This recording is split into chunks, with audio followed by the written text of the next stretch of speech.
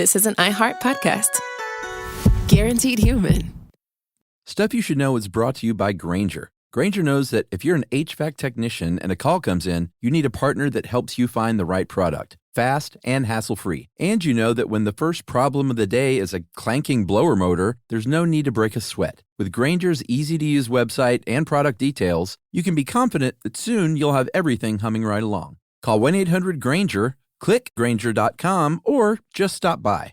Grainger, for the ones who get it done. We've all tumbled down an internet rabbit hole trying to self-diagnose, and it leaves us more anxious than informed. Our feeds are full of wellness trends, but how do we know what's real, what's exaggerated, and what's just wrong? Health versus Hype from the American Medical Association breaks it all down. Emmy-nominated science communicator Trace Dominguez talks to doctors, influencers, and real people trying these trends, not to cancel them, but to understand them. Because when it comes to your health, who you listen to matters. So listen to Health versus Hype wherever you get your podcasts. Welcome to Stuff You Should Know, a production of iHeartRadio.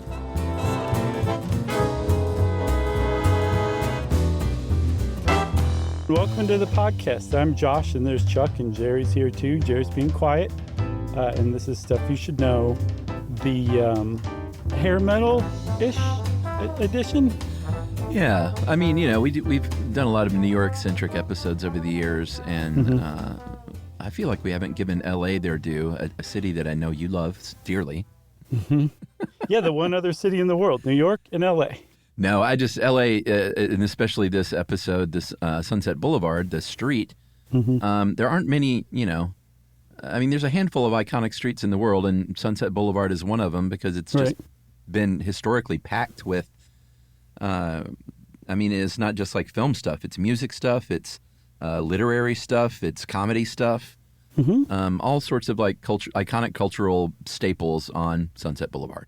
Right. And it was obviously very well known inside of LA for years, but it wasn't until the early 2010s before the rest of the world heard about it, thanks to the Aaron Sorkin show Studio 60 on the Sunset Strip. Oh, yeah. I actually watched that for a little while. It was unwatchable. Yeah, it wasn't very good. Somebody just breaking out into a moving soliloquy every 7 minutes is the most unrealistic writing anybody could ever possibly do. That's Aaron Sorkin, baby. I know, but it only worked for West Wing. I didn't watch West Wing at all, so I haven't seen a lot of Sorkin stuff. It really worked for West Wing, but it did not work for Studio 60. I do love Sarah Paulson, though, and she was in that. Sure. Yeah, she's great. I felt bad for her. Yeah, I did too a little bit. What was great is 30 Rock came out at the exact same time, and they would make fun of some Studio 60's like plot lines. Yeah, in real time. Like, the whole, what was the Janis Joplin story? They had to like rename her. Oh, I don't remember. Because they didn't have rights to her life story. Or that was something that Sarah Paulson like got a gig playing Janis Joplin on Studio 60. Yeah. So that's our Studio 60 episode, everybody. That's right. Back to Sunset Boulevard. Yeah. So, yes, we should probably just say, all jokes aside, it's a very long street. It's a very historic street. And it actually dates back to the 18th century, before the city of Los Angeles, as we understand it, was around. Instead, it originated in the Pueblo de Los Angeles, which was the little colony, I guess, or settlement of just 11 families. Yeah. That was the seed that germinated into Los Angeles, home of Joe Friday. That's right.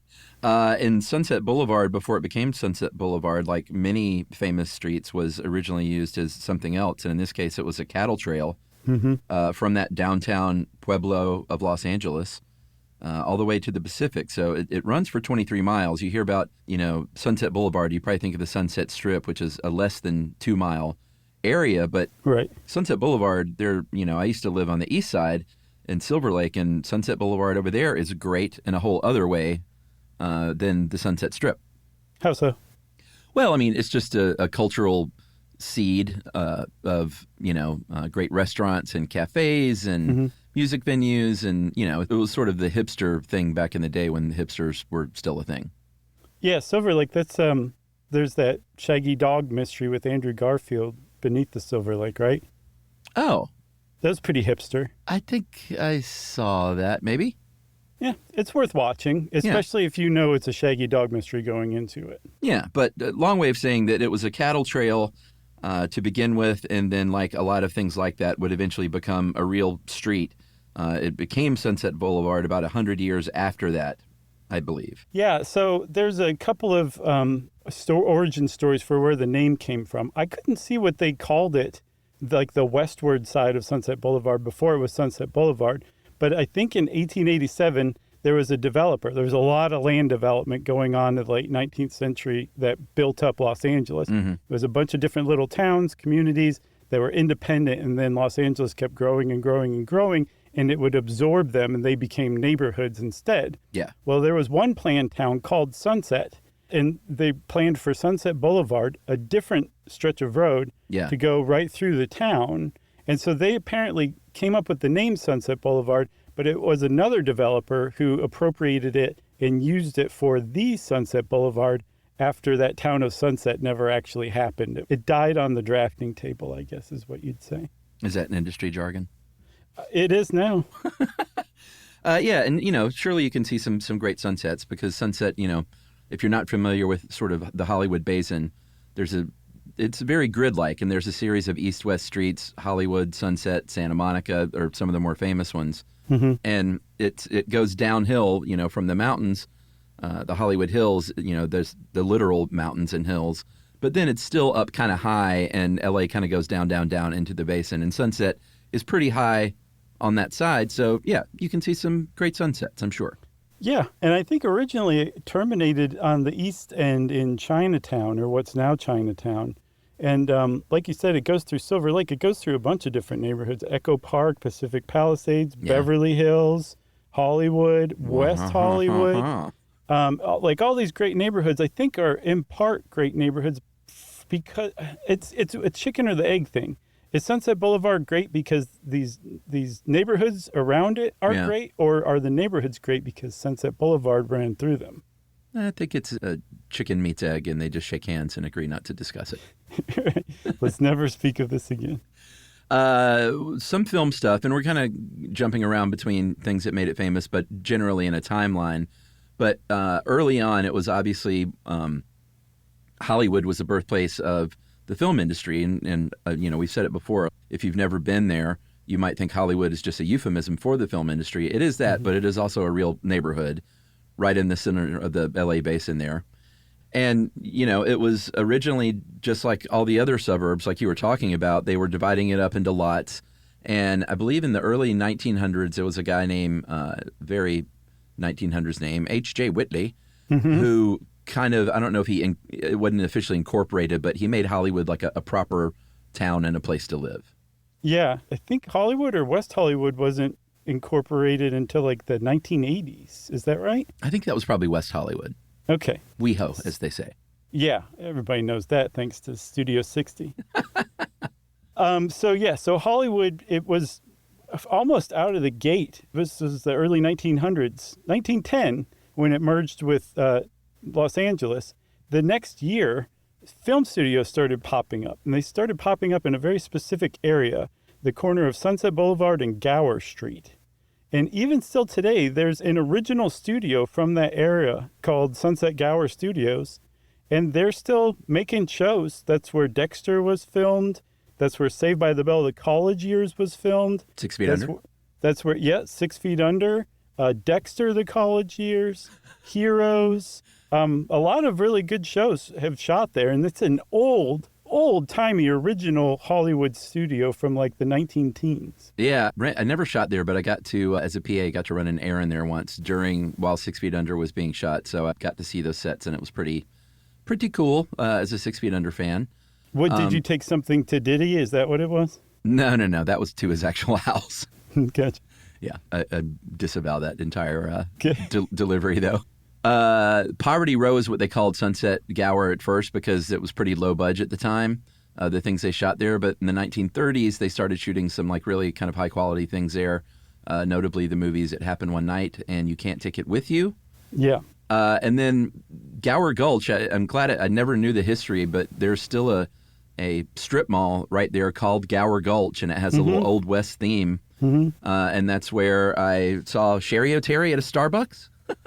Oh, yeah. And where there was hopefully it's still a print shop there where, you could get scripts printed off and bound. Oh, yeah. But now I know that Gower Gulch is so named because it was where all of the Westerns were being filmed, and a lot of dudes in like cowboy hats and cowboy boots would kind of hang around waiting to be cast there at that, I guess, whatever the stores were at the time. Yeah, because Hollywood, especially this area where all the studios were churning out Westerns left and right through the 20s and 30s. So, I mean, I'm sure there were other extras hanging around, but the 10-gallon hat really makes you stand out. And if you put a bunch of them together, it's going to get a reputation for being a cowboy hangout.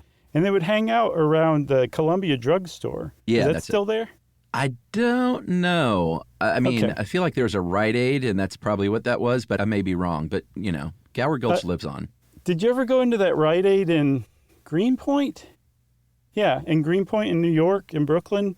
I don't think so. That has like a disco ball still from whatever it was before. Oh, cool. No, definitely not. It is kind of cool. But anyway, this Columbia drugstore, they would hang out there because the owners of Columbia drugstore had a telephone, and they would let the extras use it to call central casting to see if there were any parts available for them. And there was a high-profile murder there too, right? Between a couple cowboys? Yeah. I mean, I don't know if it was quite a, take 10 steps and draw kind of thing. Yeah. But there was a shooter over, I think they were both seeing the same filly. Yeah, and apparently one of them, Blackjack Ward, killed Johnny Tyke. He shot him down once, and then he told them each reason he was shooting him, and every time he did, he shot him again until his whole six-shooter was empty. Like, he murdered that guy in broad daylight in front of a bunch of people, and he still got off. And someone said, boy, cast that dude. That's incredible. Yeah, I know. That should be out of a movie. Yeah, they should make a movie about him for sure. Prohibition was when the party scene kind of moved in. It was called the County Strip at the time, and it was unincorporated still at this point, but it was a stretch kind of between where Hollywood was, a dry place because of Prohibition, and Beverly Hills is kind of where the Sunset Strip ends. Yeah, well, but it keeps going to the Pacific, right? Doesn't it basically just run out into the ocean? Or I guess the Pacific Highway? But that's not the Sunset Strip. Strip. Yeah. Sorry about that. But yeah, I guess from the outset, the Sunset Strip was like mobsters, brothels, gambling rackets, nightclubs. It was huge during Prohibition. And I guess the reason why is because it was unincorporated, so the LA County Sheriff was in charge of overseeing or enforcing laws. And I guess they weren't particularly inclined to enforce laws in that area, so that's where you went. And that in and of itself is like worth mentioning. It's historic. But one of the reasons it's so famous, or the strip became the strip, is because on the other side, like you said, there's Beverly Hills. And that's where the stars had moved around the same time. So they would come into the county strip and party and then go back to Beverly Hills. And the fact that there were all these world famous movie stars partying there kind of really put a stamp on Sunset Strip that stayed forever. Yeah, that was 8477 Sunset had 4 different mobster clubs, basically, where the mob owned and backed them. It was at first the Sphinx, then the Han Club, then Club, what would that be? Sokolov? Yeah, I think so. Sokolov? Sokolov. Yeah. Sokolooeff. And then the Clover Club. And if you're wondering what 8477 is now, it's a weed dispensary. Oh, that's appropriate. Yeah, it kind of feels right, doesn't it? Yeah. Because I'll bet it was a weed dispensary back in the 30s, too. Yeah, probably so. But I'll bet it was some crap weed. Yeah. So, no crap, like the kids say today. Right. I think it's no cap, isn't it? Yeah, I think they just don't know what they're saying. Okay. So I mentioned brothels. That apparently was a huge foundation of Hollywood. So there's Hollywood that people think about as Hollywood, and then there was like real Hollywood, that the actual stars, how they actually lived their lives. And it was depraved and decadent, as you can imagine, during the Golden Era. It might have been the most depraved and decadent during the Golden Era, depending on what your moral views are. And people just went buck wild, and the brothels were a huge part of that. They were everywhere along Sunset Boulevard. They were in private homes, they were in apartment buildings, they were sometimes in commercial spaces. And They even had some that imitated, or there were lookalikes of stars of the day, too. Yeah, that was one of the plot lines of L.A. Confidential, if you remember. Oh, yeah. It was a brothel where, except in that movie, they were, I think the line was like, they're cut to look like celebrities. So I think they had actual like plastic surgery. Oh, gotcha, yeah. To look like Hollywood stars. And, the rumors were that the studios were kind of funding these to take investors, like foreign investors there, and they could sleep with a sex worker that looks like Vivian Leigh. That seems to be a really well-founded rumor. Like, I don't know that there's any actual documentation of it, but it seems to be pretty much accepted as fact from what I saw. Yeah, I believe it. So, and actually, because this is Hollywood and celebrity, I guess celebrity worship is just part of it and always has been, whenever some of the madams would get busted, they would become internationally famous as well. There were two that stick out. One's name was Lee Francis. I think she might have originally worked under the other very famous one, the Black Widow, Ann Forrester. And by this time, the Hollywood movie studios were so powerful that both Lee Francis and Forrester were busted with client information. One of them had essentially like an index card system. The other one had a black book. And both of those things disappeared before they could ever make it into the evidence locker. And no one was arrested in any of the cases. Even the guys who were caught in the act, because you just kept people's names out of the paper. It just didn't happen in Hollywood. And I think that level of protection by the studios just fueled the lifestyle that the stars were living, because they couldn't get in trouble. There were no consequences for what they were doing. So people just did anything and everything there during that golden age, I guess, of the 20s and 30s and 40s, maybe. Yeah, and, because of that, it was sort of a, as Dave called it, kind of a blessing in disguise for the LGBTQ community. And, that's West Hollywood, or WeHo, again, is sort of the heart of the LGBT community in central Los Angeles. But way before that, it was where a lot of gay bars were, gay clubs, drag clubs. I think the first drag shows in the city, and probably some of the first in the United States, were at a speakeasy in 1927 called Café La Bohème. But there were also, all kinds of clubs there. There was a very famous one called the Trocadero that opened in 1934, where Café La Bohème was. And it was opened by a guy named Billy Wilkerson, who was a publisher of the Hollywood Reporter, which I guess used to be news and like gossip and stuff. Now it's like a, fully sort of stand-up legitimate industry rag. I know they write about us pretty much constantly. I think we were in it once, actually. We were selected for some honor of, like, I think powerful podcasters or something crazy like that. Yeah, we made that list a time or two. And we were in Variety once, too. A couple of, feathers in our caps. Yeah, so nice. I love to stroke those feathers sometimes. Well, it's easy to forget when they don't come calling, It's true. But Billy Wilkerson owned the Trocadero. And it was another one of those things where he was like, hey, you come by the Trocadero and we're going to make sure that you get in the gossip column, because at the time, that was kind of good press. Yeah. At the same time, the Trocadero was set up to cater to stars and celebrities, because autograph hounds and people who looked a little too hungry or thirsty to get in there were shut out of that, to protect people inside, the celebrities inside, so they could relax and not have to worry about, I guess, being asked for their autograph, the worst thing that can possibly happen to you. And then the final one we'll mention here before the break is a nightclub called Ciro's. It opened in 1940, and I believe it was also Wilkerson who owned that one. And it was notable. It was just a very famous and popular nightclub, but it was it made its name because Bugsy Siegel would go there a lot, the infamous mobster. And when he was in jail on murder trial, he got food from Ciro's delivered right there to his cell, because you could do that at the time. Yep. Takeout food, can you believe it? So we'll take a break now, yeah?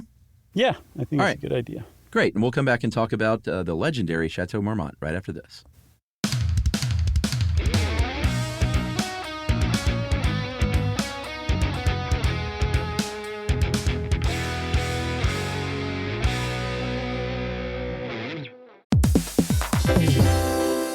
Have you ever invested in something that seemed incredible at first but didn't live up to the hype? Well, marketers know that feeling. They optimize for the numbers that look great, impressions, reach, and reacts. But when they don't show revenue, well, that's a not so great conversation with the CFO. LinkedIn has a word for that: bull spend. That's right, because you need to invest in what looks good to your CFO. LinkedIn Ads generates the highest ROAS, 121% of all major ad networks. You can reach the right buyers with LinkedIn Ads, and you can target by company, industry, job title, and more. So cut the bull spend. Advertise on LinkedIn, the network that works for you. Spend $250 on your first campaign on LinkedIn Ads and get a $250 credit for the next one. Just go to linkedin.com/SYSK. That's linkedin.com/SYSK. Terms and conditions apply.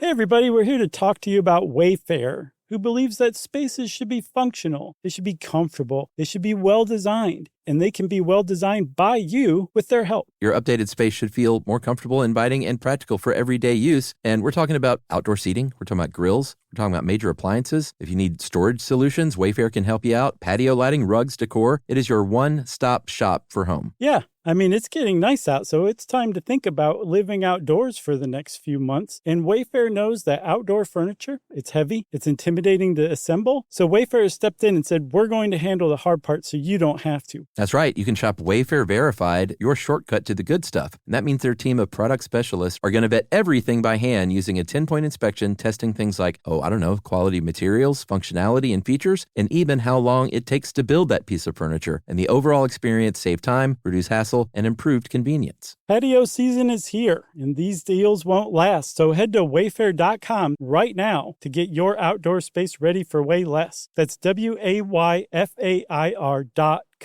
Wayfair, every style, every home. Hey everyone, if you've ever wanted to feel what it's like inside an episode of a show you love, hang with podcast hosts beyond the mic, or swap screens for sunsets with curious, like-minded people, then Stuff at Sea is your kind of voyage. That's right. Stuff at Sea is a 5-night, culture-soaked escape where pink sand paradise meets curious minds. Sailing round trip on October 2nd to 7th, 2026 from New York City to Bermuda, this voyage drops you straight into the iHeart Podcast Stuff universe. On top of the adults-only experience you already love, you'll get live podcast episode recordings, behind-the-scenes sessions, themed activations, and more unmissable onboard moments. Yeah, and there's overnight stays in Bermuda, so there's no rush. Just long, sun-drenched days to explore or do absolutely nothing at all. And back on board, curiosity sparks connection through conversations, experiences, and a lineup designed to keep things as thought-provoking as they are unforgettable. Stuff at Sea is part of the new specialty sailing collection that transforms beloved podcasts into immersive at-sea experiences exclusively with Virgin Voyages. Expect more stories, more hosts, and more ways to experience the voices that you love. Book now at virginvoyages.com/stuff.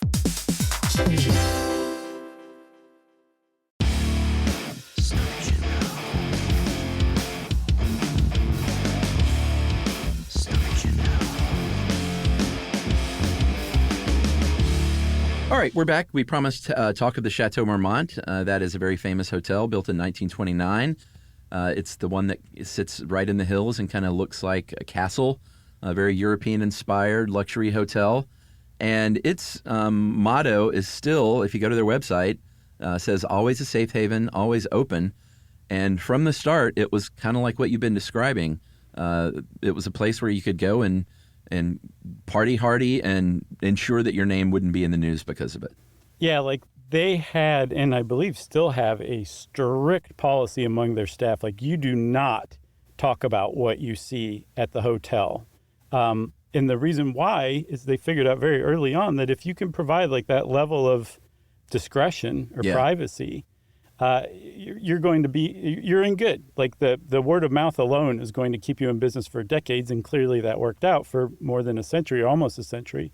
And then conversely, if the staff started gossiping or talking about what they saw or started selling their stories to papers or tabloids, like the Chateau Marmont would have gone out of business in 6 months, essentially. So I don't know how they managed to do it to keep people from, rumor mongering or anything like that, but they seem to have quite successfully over the years. Yeah, and I was delighted to see today. And for a while, kind of during the early COVID years, I remember it was closed down and it was supposedly going to reopen as a sort of like a members only. You could buy places or maybe live in them long term or something. I can't remember what the plan was, and it bummed me out because I'd never had a chance to stay there. But I went today, and apparently it's a hotel again. And I don't know if those plans are completely off or what happened, but it looks like you can stay there. I have never stayed there, but I have mentioned before I have partied in the John Belushi bungalow like 6 or 7 times, and Neat. it's just a pretty awesome, special place. The restaurant there and the bar, you just sort of feel, and it's not like I go there to, get away with doing bad stuff, but it feels insulated when you're in there, like this little weird haven. Yeah, I mean, like I said, apparently it's still very much like that, and it's very tight-lipped. Yeah.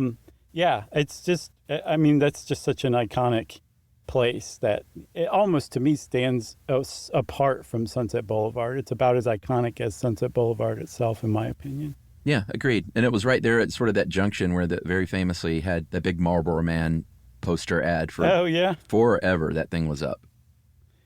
There was one other thing. Dave helped us with this, and he turned up a quote from the guy who used to run Columbia Pictures, I think in the 30s. His name was Harry Cohn. And he used to tell his actors, if you must get in trouble, do it at the Chateau Marmont. Yeah. Because nobody's going to find out about it. Like, that hotel could even keep people's names out of the paper when someone died in their hotel. The death would get reported, but the papers would not report the person's name in a lot of cases. There's got to be NDAs. I guess, but I mean, this is long before there were NDAs, Oh, I don't know when those came along. I mean, certainly they weren't around in the 1930s, I wouldn't think. I think just the studio heads would send goons break to your break leg. your legs. Yeah. Down the street from the chateau was another very famous, eventually a hotel. It's called the Garden of Allah. And you should look this place up if you're, someplace where you're not driving, and look at pictures of it. It was pretty wondrous. I think it was a few acres, named for its original owner. It was a silent film star named Alla Nazimova. Mm-hmm. And Alla had a lot of money and bought a mansion there in 1918. And then when it was sort of like, hey, come and party. It was sort of like the New York salons at the time, like the elite would party there. And I think Nazimova coined the phrase sewing circles as code for lesbian and bisexual actresses at the time. Yeah, I saw her described as the sapphic mother of Hollywood. Like, she is a LGBTQ icon from still today, but from this era. And she was really famous and made a lot of money. Apparently, at one point, she was making $13,000 a week, which is $276,000 a week today. And so, according to the moral codes of the time, this was decadent and depraved, but it was a safe place for the stars who were closeted lesbians or closeted bisexual to come and have affairs or make relationships or whatever. It was just a really safe space, and Nazimova was the reason why. She managed to keep a lid on that as well, while still everybody went and had fun. Yeah, totally. And it went from a private house where she hosted these salons to, after the silent film era, she didn't make the transition to the talkies so well, and so was a little down on her luck financially, and remodeled it as a hotel in 1927, and it became sort of the same version of the same thing, but as a hotel. Yeah, for sure. And I think as a hotel, it might have been less of a safe space, but probably still carried it on some. From what I understand, when it was her house, it was lesbian central, essentially. And then once it became a hotel, it was much more open to, I think, everybody. Yeah, for sure. It's now a strip mall. It was demolished fully, unfortunately, but you can go look at great pictures of it. It was across from the very famous Schwab's Pharmacy, which was a lot of things. There was, I think, from the movie 1951, Sunset Boulevard, the great Billy Wilder movie. That is such a good movie, man. Oh, it's unbelievable. William Holden, as a washed-up screenwriter, says, after that, I drove down to headquarters. That's the way a lot of us think about Schwab's. Kind of a combination office, coffee klatch, and waiting room. Waiting for the gravy train. Yeah. And that's what it was. It was this weird combo where you could go seen and be seen and also sit around and, wait for the phone to ring. Yeah, they had this lunch counter that apparently was pretty good because a lot of stars went there, but they didn't discriminate. It wasn't like you could be an aspiring actor who's getting nowhere, and you're sitting there almost literally rubbing elbows at this lunch counter with Marlon Brando or something like that. Like, it was just people coming together from all walks of life. And I thought that was pretty cool, but it made it legendary.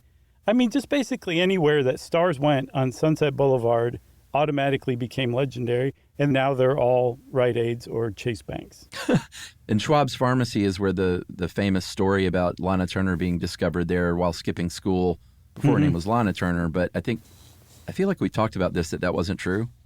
Yeah, it turns out, I mean, she was discovered skipping typing class at Hollywood High School, but she was discovered at the Top Hat malt shop, not at Schwab's. Right. And I guess Schwab just filled in for Top Hat because it was much more famous, maybe. I don't know. Yeah, probably. But that same Billy Wilkerson who founded Ciro's and the Hollywood Reporter, he's apparently the one who discovered her.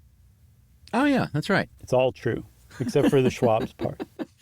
As we move into the 60s is when the Sunset Strip, particularly became part of the kind of the seat of the counterculture of Los Angeles. Mm-hmm. In the 1950s, a lot of money went to Vegas when Vegas was first opening up. Yeah. And so rents fell lower on the Strip. So like some grittier nightclubs moved in. And I think you found too where Vegas, if you played in Vegas, you needed to at least like have a reputation in LA. So that's why a lot of bands played there. Yeah, well, no, the mob had enough money that they could pay you just such a fat contract that part of the contract was you can't go play LA because we want people to come to Vegas. Right. So all of the entertainers and performers left the Sunset Strip and went to Vegas. So the club started having trouble. And then they started bringing in black acts, Motown, R&B. Otis Redding very famously played at, I can't remember what club, with Bob Dylan watching him, just agog.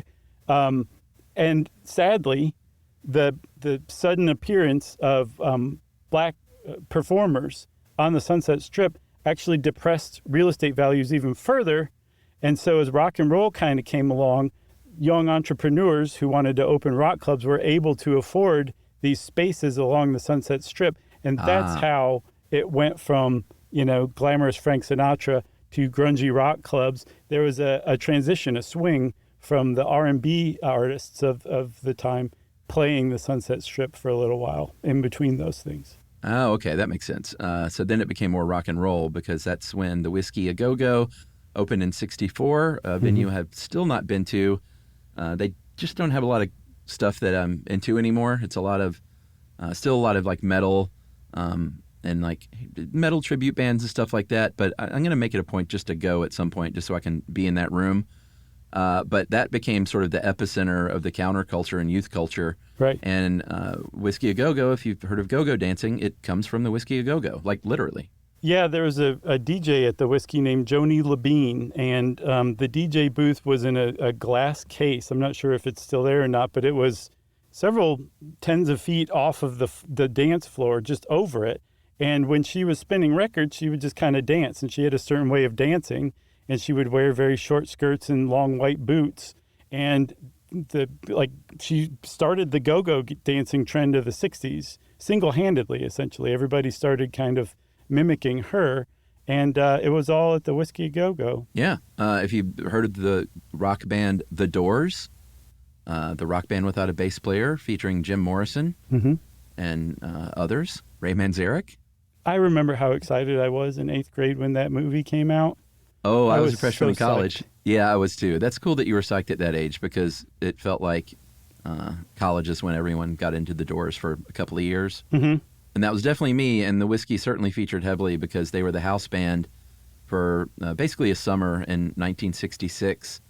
And, every one of the day played there. It's not a very big venue either. I don't know what the capacity is, but it feels like just by looking at it, it's probably under 1,000. I would definitely say that. I mean, imagine seeing Led Zeppelin or Jimi Hendrix like in a small room like that. Yeah, I mean, I can't imagine seeing them, period, much less in a small room. And then one other thing about the Whiskey A Go-Go, I think it's probably the greatest club name of all time. And I looked up why or where go-go came from, and apparently go for a little while was slang for fashionable, and it just kind of morphed into go-go. That's meant super kind of fashionable or cool. Right, doubly fashionable. So the Whiskey A Go-Go was very fashionable, I guess. A rare in-show lookup. It's a capacity of 500. So yeah, that's amazing. Wow. Yeah. That's like a Stuff You Should Know show in our hometown of Atlanta. Wow. In the mid-'60s is when cruising the strips became like a real thing with, basically people just would get in their cars, get in their convertibles, get on their motorcycles, and just drive up and down the Sunset Strip. If you've ever seen the movie American Graffiti, even though that drive-in was filmed on Van Ness, because Mel's Drive-In is a small chain, I think it was supposed to be the one on the Sunset Strip, if I'm not mistaken. Yeah, definitely. That whole LA youth culture and car culture that produced the Beach Boys and all that, that's when it was set, right? And I think it actually, Happy Days was essentially spun off of American Graffiti. What's his name? Richie Fonzie? Cunningham. Richie Cunningham. Ron Howard, baby. Yes, he was in American Graffiti, essentially playing Richie Cunningham. Yeah. Right before Happy Days started. So I never thought about that. Yeah. one little thing about that, I was looking up Mel's Drive-In and American Graffiti, and I ran across, there was a list of suggested names from the studio instead of American Graffiti. And it's even on like Lucasfilm Stationery or something like that. And one of them was Burger City. They considered naming that movie Burger City. Wow. We should write a script called Burger City, see if we can get it developed. Yeah, I think that'd be great. Or Good Burger. That'd be an equally weird name. Isn't that Keenan and Kel? Yeah, I was just kidding. Have you ever seen that movie? I never saw it. Was it a movie or a show? It was a movie. It was like the Keenan and Kel movie. Oh, okay. Yeah. Yeah, he's the best. Well, I don't know much about Kel, but Keenan's awesome. I love that guy. Yeah, I agree. 66 was when a club called Pandora's Box famously became the sort of heart of what was known as the riot on Sunset Strip. The LA Sheriff's Department had enforced a 10 o'clock curfew for teenagers, basically, anyone under 18. And on November 12th of 66 is when thousands of young teenage hippies protested. They sat down in the street in front of Pandora's Box, blocked traffic, and it ended pretty violently. Cops came in, and Stephen Stills wrote the famous protest song For What It's Worth because he witnessed that event. Yeah, they just came in with police batons a-flying, cracking heads. It's like, LAPD, will you ever change? Maybe, maybe not. The signs are not pointing to a definite yes at this point yet. And if you're thinking, I don't know the song For What It's Worth, it's the song You Better Stop. Hey, what's that sound? Everybody look what's going down. You just probably don't remember it as having the name For What It's Worth. No, because it's one of those songs that just, the title just doesn't fit the other part, I think. But yeah. Buffalo Springfield. Yeah, it's a good song. Love it. Stephen Sills. Did you see that? Thanks, Dave. Oh, did he not put the T in there? No. Stephen Sills. I loved it. Crosby, Sills, Right. Nass, and Yown. Oh, man, we love Dave here. We love him. So we should talk a little bit about the Black Cat Tavern because Black Cat Tavern was home of one of the first major LGBTQ protests in the United States, certainly a couple of years before Stonewall even. Yeah, 2 years before Stonewall, you said, right? Yeah. And I think on New Year's Eve, the cops came in, the LAPD again, or the sheriff's office, I'm not sure which one. They started cracking heads. They started just beating up the gay patrons there for being gay. They accused them of lewd conduct or whatever. I think you turned up that two men were caught kissing, and that's essentially what started the beatings. Is that correct? Yeah, I mean, they ended up arresting 14 people, but those two men ended up getting convicted and had to register as sex offenders for kissing each other. The Supreme Court of the United States refused to hear their appeal, and so they took away their liquor license in May, I believe, of 67, shortly after the protest on February 11th because of the raid on New Year's Eve, and they had to shut down. I think it reopened as several other gay bars over the years until 2011, when it reopened in 2012. As a Rite Aid. As the Black Cat. It was a restaurant this time. They paid honor to its roots, A, by naming it that and having kind of the same logo, but just the historical significance is on display there with photographs and a plaque. And this is in the Silver Lake side. This is not on the Strip. And in 2022, it was a duplex in a very small sort of two-sided building, Shake Shack opened up on the other side in the adjacent space and apparently dominated with their signage. And everyone got really, really mad at that. And it didn't last long. Shake Shack there is now closed. You know, one of the most interesting things I've ever seen is a story about Shake Shack, the original one in whatever park it's in New York. Okay. Me and I were there. We were in line, very long line, and the line goes through the park, so there's a lot of trees overhead. Oh, yeah, and I know that one. This guy, I'm not sure what park it is. I guess it doesn't matter. But this guy who was either one or two behind us in line suddenly was surrounded by bird poop. It just formed like a halo around his body. And everyone turned around looking for the poop that had surely gotten on the guy. And he had nothing on him. Somehow, the poop had all magically fallen within inches of his body, all around him, without actually getting on him. And everyone in the line who knew what happened was just like, that is one of the most amazing things I've ever seen. That guy was so happy. He was not covered go buy in a lottery bird poop. ticket. Yeah, exactly. That's amazing. That's my Shake Shack story. I don't think I've ever heard that. I didn't know that was the first one either. Yeah, I think it's the first one. It was just in the park. Yeah, it's near Union Square. I don't know what the park is either, though. And then one other thing about the Black Cat Tavern, it's obviously people are like, this happened, before the Stonewall raid. It might have even happened before the Compton's cafeteria riot. And the fact that it's compared to Stonewall, it makes you think that there was a riot involved. It wasn't. It was a dignified, organized protest, but it's the first recorded LGBTQ protest in American history. That's its big claim to fame. Amazing. I feel like that's a great time for a break. Totally. And we'll segue into the 70s right after this.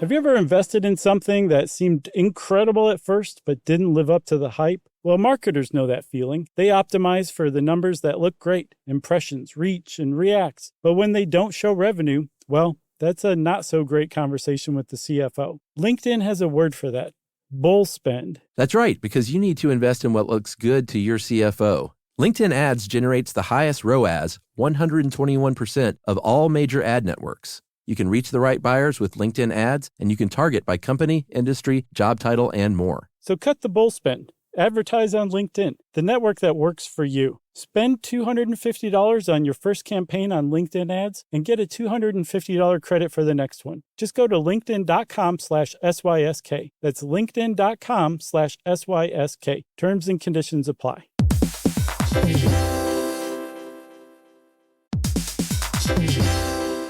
Hey everyone, if you've ever wanted to feel what it's like inside an episode of a show you love, hang with podcast hosts Beyond the Mic, or swap screens for sunsets with curious, like-minded people, then Stuff at Sea is your kind of voyage. That's right. Stuff at Sea is a 5-night, culture-soaked escape where pink sand paradise meets curious minds. Sailing round trip on October 2nd to 7th, 2026 from New York City to Bermuda, this voyage drops you straight into the iHeart Podcast Stuff universe. On top of the adults-only experience you already love, you'll get live podcast episode recordings, behind-the-scenes sessions, themed activations, and more unmissable on-board moments. Yeah, and there's overnight stays in Bermuda, so there's no rush. Just long, sun-drenched days to explore or do absolutely nothing at all. And back on board, curiosity sparks connection through conversations, experiences, and a lineup designed to keep things as thought-provoking as they are unforgettable. Stuff at Sea is part of the new specialty sailing collection that transforms beloved podcasts into immersive at-sea experiences exclusively with Virgin Voyages. Expect more stories, more hosts, and more ways to experience the voices that you love. Book now at virginvoyages.com/stuff.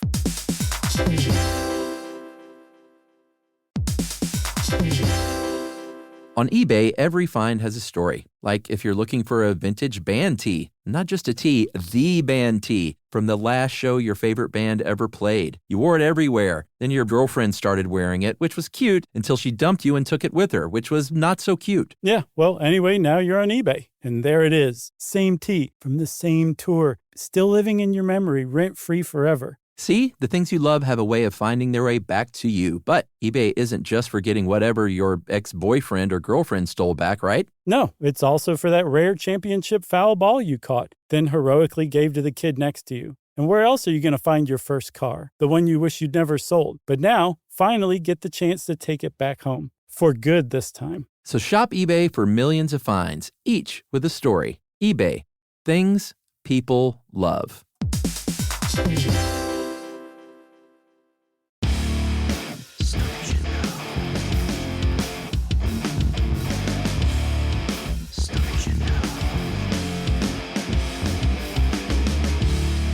Okay, so the 70s, which we just segued into, this was where the rock clubs like kind of transitioned from hippie rock to all sorts of different stuff. Proto-punk, glam rock, eventually hair metal, as we'll see.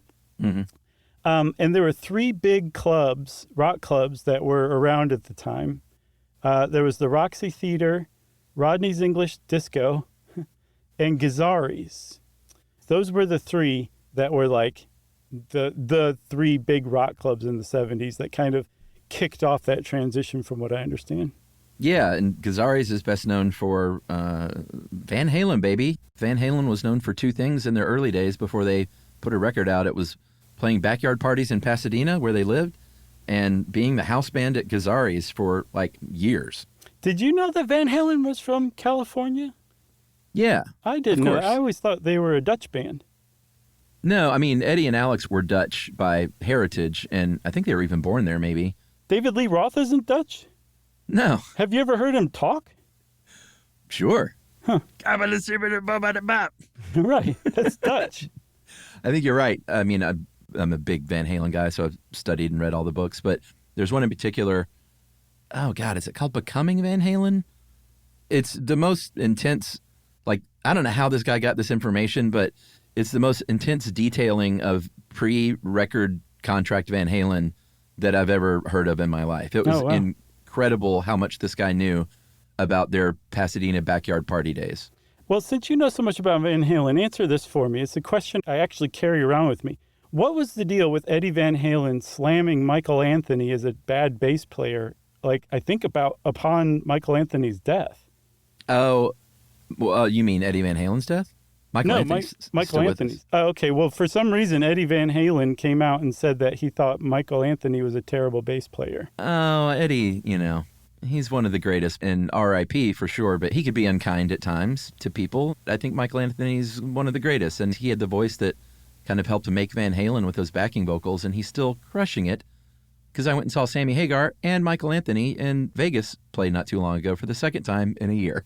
Were you the guest of our good friend Aaron Hagar who listens to the No, I show? wasn't a guest this time. Aaron, I was hoping he could meet there and I could finally have a chance to meet his pops. But Aaron showed up the week after I was there. But Adam Pranica, friend of the show, of the Greatest Generation podcast, met me from L.A. and we played a little golf and saw Sammy and just had a great time. It's a really good show. Those guys are still killing it. And Michael Anthony is, besides his talents, is known as one of the nicest guys in rock and roll. Nice. Which really stinks if Eddie said that, because Michael Anthony has always taken the high road. Oh, he did. He did say it. It was a big deal. And Sammy Hagar came out and said, I don't know what Eddie's talking about. He's basically being an idiot. Michael Anthony's the best bass player I ever worked with. So he swooped in.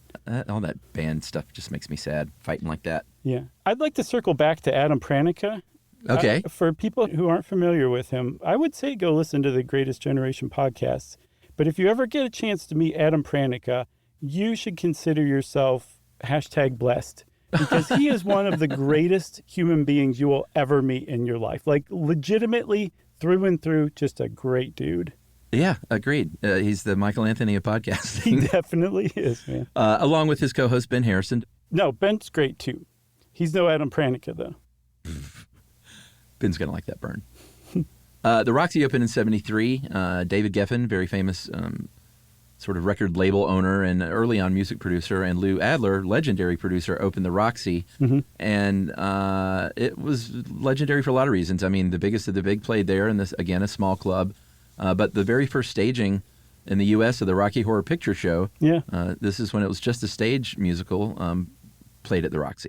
Yeah, and Pee Wee Herman debuted his show what became the Pee Wee Herman TV show, his live stage version of it that came out first in 1981 at the Amazing. Roxy. Have you seen that documentary yet? Still haven't seen it because we good. were on vacation, but it's on the list.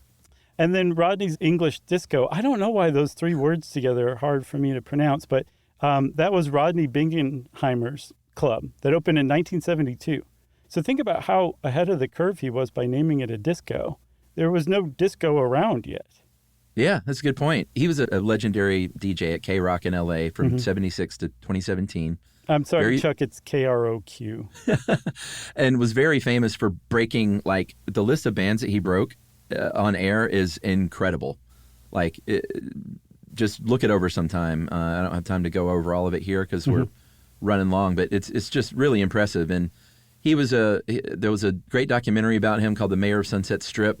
He has a star on Hollywood Boulevard, and it's just like, wow, what a guy. And then very disappointingly, a couple of years ago, Carrie Crome of The Runaways filed a lawsuit and said he sexually assaulted me when I was 13 years old. Man, those poor Runaways, they got I know. just totally exploited and Yeah. just used up. It's sad. Just young teenage girls, and Kim Fowley, their manager, seems like a horrible human. Yeah. Took part in that assault, and then 5 more women came forward after that, including Jane Weedland of the Go-Go's, and said, yeah, Rodney sexually assaulted me too. And Man. there hasn't been a result of that lawsuit yet, but turns out not a good guy. Well, good for them for standing up to that dude.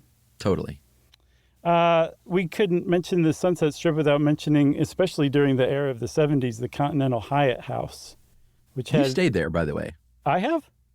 I'm almost positive that we both stayed as now the Andaz in one of our LA podcast festival appearances. I do not recall that. I remember seeing it at the SLS. Is that what you're talking about? No, this is Andaz. I mean, I definitely stayed there. I thought you did, but it was the Continental Riot House. It was the Hyatt House officially. Right. If you've ever read the Led Zeppelin book, and there's that picture of Robert Plant standing on the balcony saying, "I'm a golden god," that was the Riot House. Yeah. And the Continental, just as a little aside, that's from the original name of the hotel, the Continental, which was owned by Gene Autry. Oh, wow. Didn't know that. Yeah, it's kind of a weird transition, right? Yeah, totally. All right, as the tour goes forward, we're going to take a little stop here at the Rainbow Bar and Grill on Sunset.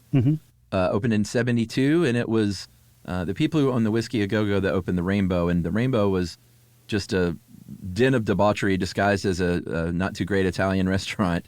But that was where the Hollywood Vampires hung out, the kind of silly, looking at it now, drinking club founded by Alice Cooper, as members of which were Keith Moon, Ringo Starr, Mickey Dolenz, and the debaucherous and great Harry Nilsson. Yeah, and they're now kind of a band with Alice Cooper and Aerosmith guitarist. Oh, Joe, what's his name? Steven Tyler and the other guy. I'm just blanking. Well, anyway, Johnny Depp is in it. There's like a couple other people, too. I think one of the dudes from Guns N' Roses might be in it, too. Maybe. I don't know if they're any good, are they? I don't know. I think they're more a novelty act. Maybe. I mean, it's got Johnny Depp in it. Right. I think that kind of makes it a novelty act as far as musical acts are concerned. Joe Perry. I kept wanting to say Joe Elliott, but that's Def Leppard. Oh, yeah, that's right. That's the lead singer. Yeah. One other thing about the Rainbow Bar and Grill, that's where John Belushi ate his last meal. Yeah. In 1982, before he died of a drug overdose at the Chateau Marmont. And had he gotten the speedball from Schwab's, it would have been a Sunset Boulevard trifecta. Oh, yeah, I guess you're right. And then, I guess, moving on, Chuck, we can't talk about Sunset Boulevard without talking about comedy clubs, because it was essentially the place where the whole concept of a comedy club was born. Yeah, thanks to Pauly Shore's mom, Mitzi Shore. Is it his mom? Because I looked it up and I couldn't find that. Was it his mom? Really? Oh, yeah, that's funny, because he was like a kid roaming around those parts. That's awesome. Yeah, Mitzi Shore opened the Comedy Store in 72, where Ciro's used to be. And it was, like you said, it was the very first stand-up only nightclub in the world, which is crazy to think about. For sure. And so Mitzi Shore became very famous for considering the Comedy Store as a comedy workshop where up-and-comers could work on their material, work on their acts. And because it was a comedy workshop and not a comedy club, she didn't pay them, especially the up-and-comers. There were very few big-name acts that would come through, and she would pay them. But if you were working on your stuff, and we're talking like legendary people here. We're talking like Jim Carrey, Howie Mandel, Gary Shandling, Andy Kaufman, Robin Williams. Michael Keaton, for some reason, apparently was a stand-up. Oh, yeah. I did not know that. Yeah. He's just so serious now, you know? Yeah, but I mean, he started in comedy movies, and you can get his early stand-up. It's kind of fun. Yeah, no, I know his comedy movies. I've seen No, I mean the stand-up Gung-Ho. you can watch. Oh, gotcha. So, like, these were people who all had their careers launched thanks to the Comedy Store, but they were paid in exposure, and eventually they were like, this is not worth it. We're going on strike. Yeah, they went on strike in 79, which opened a door for another club. Yeah. The world-famous Laugh Factory opened in 79, just a few blocks away by a 16-year-old, which is amazing. Iranian immigrant, also amazing, named Jamie Masada, and he ended up opening Laugh Factories all over the country. Yeah, and he was like, how about this? You guys come play here, and I'll share some of the cover charge with you. Like, I'll actually pay you. And apparently, the original name of the Laugh Factory was Joke on Yolk, like egg yolk. Really? Yeah. Joke on Yolk. I don't get it. Was there a Yolk Street? I think he thought that was funny. Oh, okay. It rhymed, so it's funny. Well, I guess he was a better business owner than comedian. Right, yeah. Yeah. Well, he was an aspiring comedian. That's why he opened that club. Yeah, Joke on Yolk. Get it? Right. So one other thing, circling back, Mitzi Shore finally resolved the strike after a few weeks by agreeing to pay the comedians $25 a set, which is a whopping $110 today. Yeah, that's not too bad if you're getting up there and doing 7 minutes. I don't know. You can buy like a pack of cigarettes with $110 today. All right, we're going to move into the 80s, and you got to talk about the 80s because you got to talk about hair metal. And if you're going to talk about hair metal in the Sunset Strip, you got to start with Motley Crue. Yeah, I guess they were the ones who like started the whole thing on the Sunset Strip. I'm sure you knew that because you probably read 10 books about Motley Crue. No, just 2. Okay. Yeah, I mean, they lived right above it. They could walk down there and, have big parties at their disgusting place that they shared above the Sunset Strip. Mm-hmm. But yeah, they were, if not the first, one of the first to kind of bring that scene there. And, Poison, LA Guns, Faster Pussycat, Poison. Eventually Guns N' Roses would start out there in the mid-'80s. But, the whiskey kind of had a bunch of different lives from hippie stuff to sort of what we would view as classic rock to eventually hair metal, and now I guess hair metal cover bands. Yeah, right. And in between then and now, grunge came along and killed hair metal, which was a sad day, I think. You can still go see those bands. They're around. You can see the tribute versions of them. And other ones. I'm going to see Judas Priest a little bit. Oh, nice. I've never seen them, and I got tickets on a whim to go see them this fall. Speaking of Judas Priest, I just have one more place I want to mention, but Judas Priest has one of the cooler documentaries around. It's called Parking Lot or something like that. Heavy Metal Parking Lot? Yes. Have you seen it? Yeah, I mean, it's not just about Judas Priest. It's just about Penelope Spheris directed that. It's kind of a legendary documentary. Right. Okay. Well, I guess I'm the only one who saw it, but I love that documentary. It just takes place at the parking lot before a Judas Priest show. Oh, I don't think I even remembered it was Judas Priest. I'm almost positive it is Judas Priest. It probably is, but yeah, it really encapsulates that culture at the time. It totally does. Yeah. The last place I wanted to mention was the Beverly Hills Hotel. Apparently it was around before there was even a Beverly Hills. Yeah. And old Hollywood used to hang out there, blah, blah, blah. The thing that makes it noteworthy to me is, that iconic banana leaf wallpaper that you kind of see? It's like kind of old. That's where it debuted, or that's where it became big. That pattern is called Martinique. And I think it was in the mid-late 40s that this decorator papered the Beverly Hills Hotel with that, and it just took off from there. Wow. I've never been there, but that's one of those places I want to go have dinner just to, kind of like Tavern on the Green style. Yeah. It looks amazing, actually. Their bar looks amazing, too. Yeah. It's still got that kind of mid-century charm, doesn't it? Mm-hmm. LA style. Yeah. I guess that's it for Sunset Boulevard. Yeah. I mean, there's so many things we couldn't get to because we didn't want to do a two-parter, but if you want to look up stuff on Hollywood High School and the weird Crossroads of the World shopping center. Yeah. Or the Hollywood Palladium, certainly do that because there's still a lot more about the Sunset Strip. And it's, you go to LA and you're into touristy stuff, you should go check it out. Yeah, for sure. And there's a lot of good writing out there. People love writing about the Sunset Strip for sure. Yeah. And thanks again to Dave for helping us out with this one. Good job, Dave. And since I said good job, Dave, that means it's time for listener mail.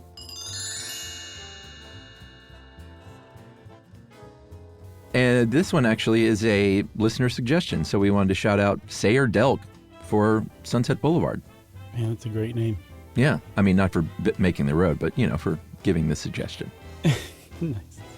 Hey, guys. Long-term listener who wants to thank you for keeping me entertained during work, school, travel, and pretty much any excuse to have a podcast on for the past few years. The reason I write is in 2022, you talked about rock, paper, scissors. You didn't think it was possible to play with more than 2 people. You may be interested to know that my friends and I used to play 3 to 4 person games at work as landscapers.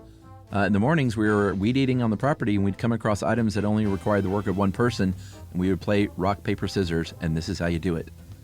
We would simply all throw at once, like a normal game. In a 3-person game, if anyone beat all the other players, then they would step out, and the other 2 would play again. So it's sort of like a knockout tournament. Mm-hmm. If 2 players beat the others on the first game, then the loser lost immediately.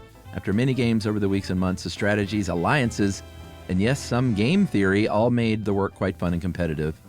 Love the show. All the best to you and your families. Respectfully, that is Austin from St. Louis, Missouri. Nice work, Austin. You cracked the code finally. Thank you for that. Thanks for letting us know, too. And if you want to be like Austin, right? That's right.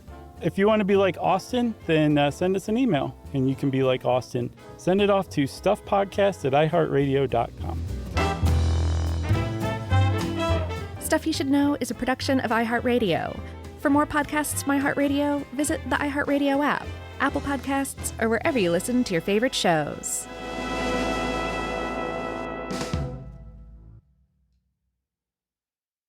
Geico presents a 30-second podcast between your podcast.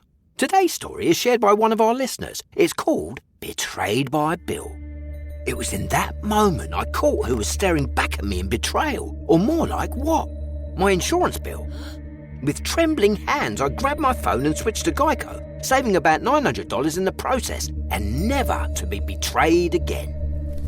Now that was bloody riveting. It feels good when the story ends with savings. It feels good to Geico. Mom, can I have Lingo Kids? Dad, Lingo Kids, please! When did we become the Lingo Kids house? No idea. Last week it was dinosaurs. This week it's... Lingo Kids! Why Lingo Kids? Because it's the best thing ever. We can play games with astronauts, wild animals, and superheroes. With more than 4,000 interactive games, songs, and shows, Lingo Kids is the #1 entertainment platform for young kids. So, no dinosaurs? And dinosaurs! Lingo Kids! Everything kids love. Download it for free.